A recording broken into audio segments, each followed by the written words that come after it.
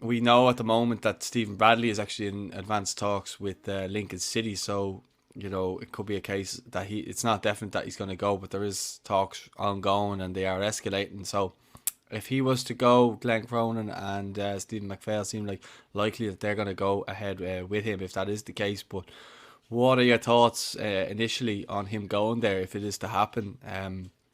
Do you think that's a good move for him, and do you think it's a good move for Irish football if he can, if he can do well there? It might open a few doors for other Irish managers.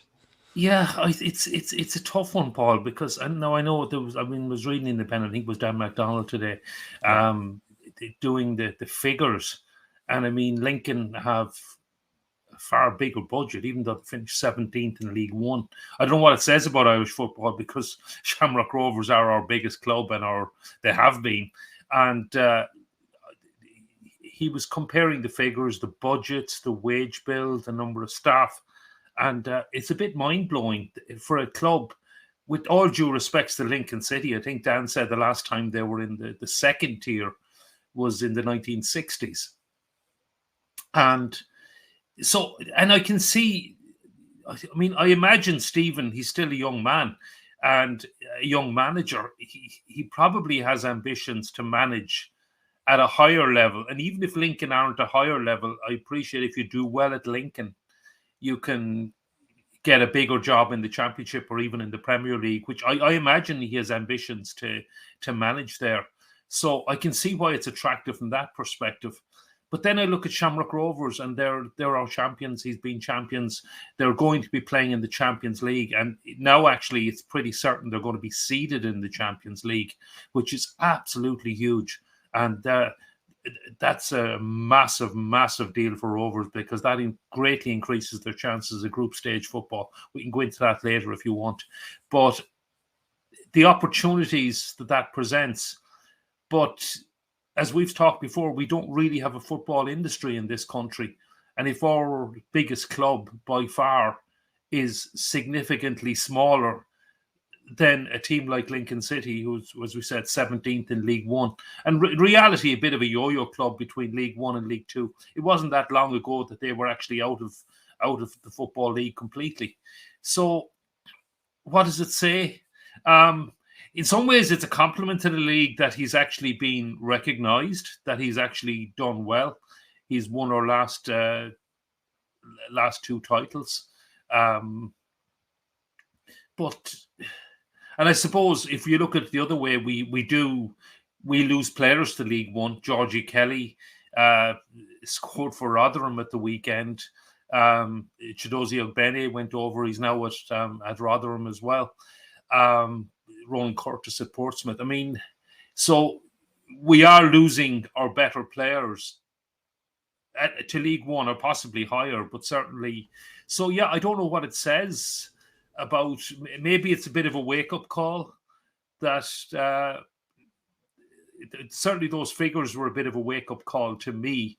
But then I've a friend in Germany. He was telling me about his club, which are now in the fourth regional league in Germany, Preben Munster, the German Munster, and their budget would also be significantly higher than Shamrock Rovers. But then they get a lot of money from the German FA. They get a lot of TV money. There's no TV money in our league.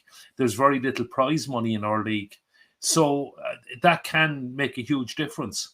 And really, our clubs, the main source of income for our bigger clubs like Rovers is Europe. And that's why Europe is so massive.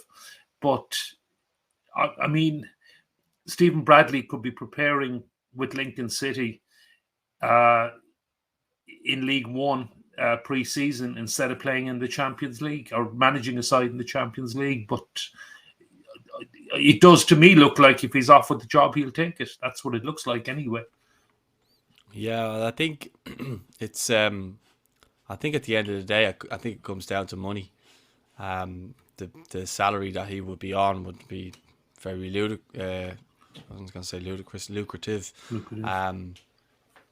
So if he is to go, like, fair play to him. He's 37 years of age. If you want to go and try, see how you can do over there, you get to bring your coaching staff with you. So you know there's talk of a 5-year deal apparently. So if there's a chance to let him grow something like he's done at Rovers, he's shown that if you give him time, they can come good. He's one of the best operators, if not the best operator in the League of Ireland in terms of how he manages teams and how his side plays and how they're so adaptable and they can play in so many different ways.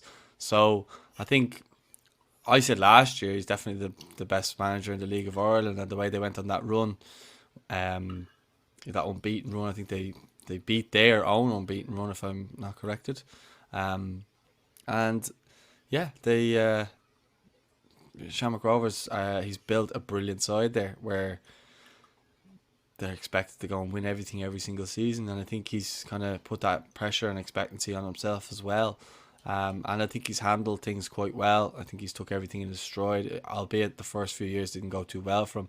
But over the last couple of years, I have to say his side have been excellent. Maybe underperformed, maybe a little bit in Europe, and could have probably got to higher rounds and stuff like that, or maybe group stages. But who knows? They may still do that. But obviously, if he's to go, it wouldn't be with him. But it'd be interesting. If he's gone and then who comes in to replace him, that'll be interesting as well. But as far as I know, Lincoln have, I was speaking with a friend of mine earlier who's an agent, and he was obviously playing football, and we were playing with Dan McDonald as well, and they were both kind of saying how Lincoln are quite respectful and they respect the Irish market, and they buy a good bit from the Irish market, and a lot of their scouts seem to be at a lot of games, looking at Irish talent and so on. So it's not really that surprising when you kind of hear things like that. He also said that Georgie Kelly was on their podcast, and he spoke about how Lincoln robbed their S&C coach. Apparently Rotherham had an unbelievable strength and conditioning coach, and Lincoln came in and basically took him, and Rotherham were absolutely fuming about it. So apparently there's money there. So because they're obviously Rotherham are just after going up there, so there's money there. They seem like they're happy enough to go and spend it. I don't know what that says about our league, but if he does go, I think he's been an incredible servant to the League of Ireland for the football he's played and the players he's brought in, like players like Jack Byrne and stuff like that. We really did get to see good nights of him playing football, and some brilliant stuff, to be fair. And if you're a neutral watching that, I know we have to be a neutral kind of talking about games like that, but Shamrock Rovers have been a joy to watch, I'd have to say, especially in the last probably 3 years. Yeah, they have been a joy to watch. I don't think it's about money, Paul, actually. I think it's about ambition, and I think either... Well, obviously, there's that, but I think money plays a big part of it. I don't know. I mean, I think it's either to bring Lincoln up to at least the Championship, or who knows, maybe they have ambitions of the Premier League. I mean, I know the Cowleys brought them on quite a lot, and they were in the playoffs for League One last season. So this season, finishing 17th is probably a bit of a disappointment. So you mentioned that they took the Rotherham strength and conditioning coach. I mean, it may be that they have ambitions to go to at least the Championship, if not the Premier League. But I'd say maybe Stephen has ambitions as well, that he can, if not get to the Championship or even who knows, the Premier League with Lincoln, that he can get noticed there and doing a good job at Lincoln, that no matter how well he does at Shamrock Rovers, and you mentioned group stage, that was a major disappointment for me last season. I think Rovers should have reached the group stages of the conference. The performances in the playoff round against Flora just were very poor, home and away. They lost both games. And I really hope they can do better this year. And I think they will, actually.